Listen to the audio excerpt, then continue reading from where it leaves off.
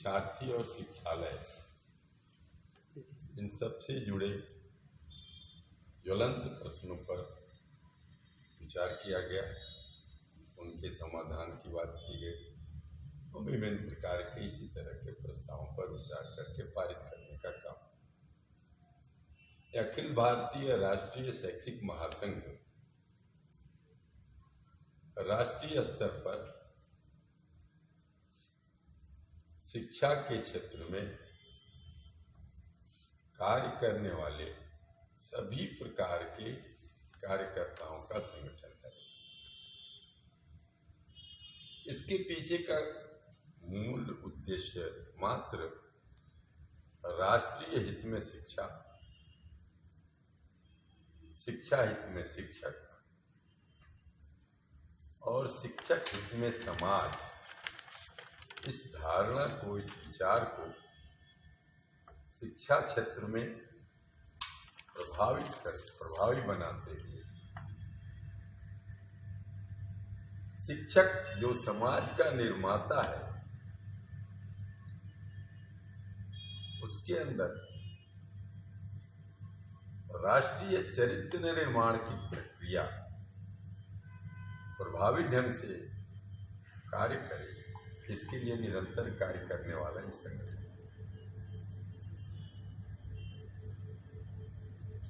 में विभिन्न प्रकार के प्रस्ताव पारित हुए। इनके द्वारा हम लोग शिक्षा में सुधार और शिक्षक हित की कई प्रस्ताव पारित किए। अखिल भारतीय स्तर पर पूरे देश से आए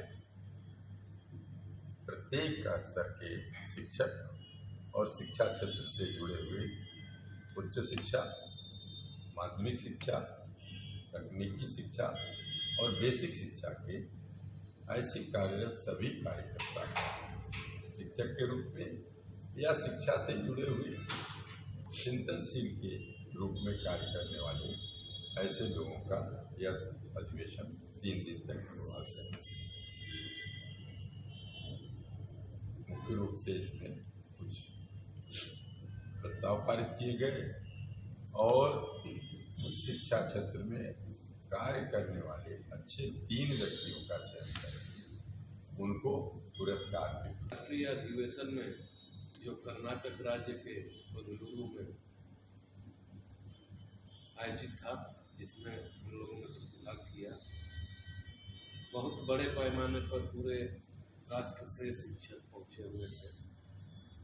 जैसा कि हमारे प्रदेश उपाध्यक्ष महोदय ने बताया आपको, यह संगठन प्राथमिक शिक्षा से लेकर के उच्च शिक्षा तक और पूरे देश के शिक्षा के हर विभिन्न क्षेत्रों में कार्य हमारा संगठन करता है और हर क्षेत्र से लोग वहाँ पर उपस्थित हुए थे, जिसमें कि कर्नाटक राज्य के मुख्यमंत्री महोदय अपना भरपूर समय हम लोगों को दिए और उस 3 दिन के अधिवेशन में जो प्रस्ताव पारित हुए वो प्रस्ताव सीधे भारत सरकार को दिए जाएंगे, जिसमें हम लोगों को पूरा आश्वासन मिला कि ये मांग पूरे अवश्य किए जाएंगे। जिसमें सबसे महत्वपूर्ण मांग हम लोगों की आज से नहीं बहुत पहले से चल रही है कि 1 जनवरी 2004 से पूर्व की पेंशन योजना सभी शिक्षकों के लिए बहाल की जाए। दूसरा है, स्कूल एवं उच्च शिक्षा के समस्त शिक्षकों को समुचित चिकित्सा सुविधा के लिए निःशुल्क स्वास्थ्य कार्ड जारी कर प्रभावी क्रियान्वयन किया जाए। इसके बाद तीसरा है, शिक्षकों से केवल शैक्षिक कार्य ही करवाए जाए, यथा BLO, मिड डे मील के क्रियान्वयन है या तमाम योजनाओं में हमारे शिक्षकों को झोंक दिया जाता है, जिससे शिक्षा प्रभावित होती है, शैक्षिक गतिविधियाँ प्रभावित होती हैं। और हमारा संगठन पहले से भी इस दायित्व को निभाने के लिए तत्पर है। राष्ट्र हित में शिक्षा, छात्र हित में शिक्षक, शिक्षक हित में समाज।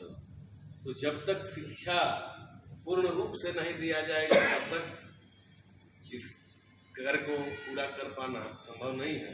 इसलिए हम लोगों के मांग में प्रस्ताव में यह भी है कि हमको केवल शिक्षण कार्य में ही लगाया जाए, अन्य कार्यों से मुक्त किया जाए। इसके बाद कुछ और हमारे जो प्रस्ताव है उसको हमारे प्रत्येक 3 वर्ष के बाद ये आता रहता है। हर 3 वर्ष के बाद हमारे सभी जो भी पदाधिकारी होते हैं उनको प्रशिक्षित किया जाता है। और जैसा कि जानते हैं, नाम में भी देखा होगा आपने कि राष्ट्रीय शैक्षिक महासंघ, ये मात्र शिक्षक संगठन नहीं है, ये शैक्षिक संगठन है। हम इसमें समाज और राष्ट्र और शिक्षक के तीनों को ध्यान में रखते हुए संगठन आगे कार्य कर रहा है, आगे भी कार्य करेगा। और बहुत समय से हम अध्यापकों की मांगे लंबित पड़ी थी और वो समस्याएं बहुत ही विकराल रूप लेती जा रही हैं। अतः उन सब पर वहाँ विषय में चिंतन मंथन हुआ और बहुत ही गर्मजोशी के साथ 21 सूत्री मांगों को वहाँ पास किया गया और जिसको जब भारत सरकार को प्रेषित करेंगे और प्रत्येक राज्य भी अपने अपने मुख्यमंत्री और ऊपर के अधिकारियों को ये ज्ञापन दिया जाएगा। इसी संबंध में ये पेश वार्ता थी। हमारे कुछ प्रस्तावों को हमारे अध्यक्ष ने पढ़ा है, जैसे छूट गए उनको मैं बता देता हूँ, जिसमें कि प्राथमिक शिक्षकों को विधान परिषद में मत देने का अधिकार दिया जाए और इसके साथ ही संपूर्ण देश में शिक्षकों की सेवानिवृत्ति आयु एक समान 65 वर्ष की जाए। इसके साथ ही उच्च शिक्षा के शिक्षकों को समयबद्ध कर करियर एडवांसमेंट योजना का लाभ देना सुनिश्चित किया जाए और यूजीसी, अगला है यूजीसी रेगुलेशन 2018 को संपूर्ण देश में एक समान रूप से लागू किया जाए तथा विसंगति निवारण समिति की रिपोर्ट को सार्वजनिक करते हुए रेगुलेशन की विसंगतियों को दूर किया जाए। इसके अलावा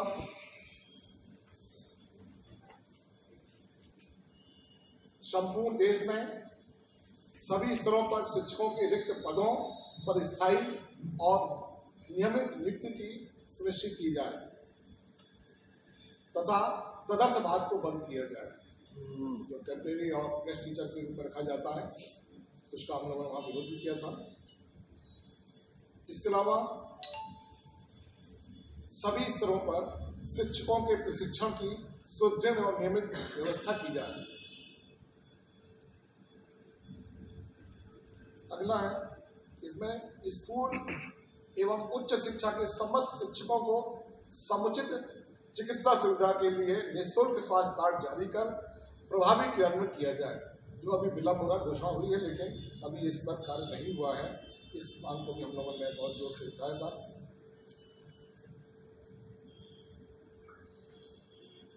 इसके अतिरिक्त आपका पुस्तकालय अध्यक्ष, शारीरिक शिक्षक और अन्य सामान्य सेवाओं की शिक्षकों के साथ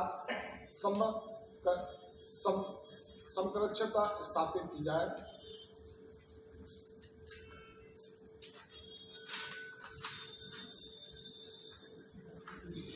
अगला है, केंद्र सरकार अपने बजट का 10% तथा राज्य सरकार 30% शिक्षा पर व्यय सुनिश्चित करे ताकि पर्याप्त संख्या में शिक्षक एवं अन्य आधारभूत सुविधाएं, पुस्तकें, भवन, खेल के मैदान आदि उपलब्ध हो सके। इसके अलावा जो है संपूर्ण देश में शिक्षा की स्वच्छता को बहाल किया जाए। शिक्षा संबंधी सभी निर्णयों में शिक्षकों की सहभागिता सुनिश्चित की जाए तथा राजनीतिक और प्रशासनिक खर्चे बंद किए जाए। विरोध जगह बहुत ही हम लोगों को इसमें इतना टेंशन तनाव में शिक्षक है। आप देख रहे होंगे कि बहुत सी घटनाएं भी हो रही हैं। शिक्षा के बाजारीकरण पर नियंत्रण सुनिश्चित किया जाए।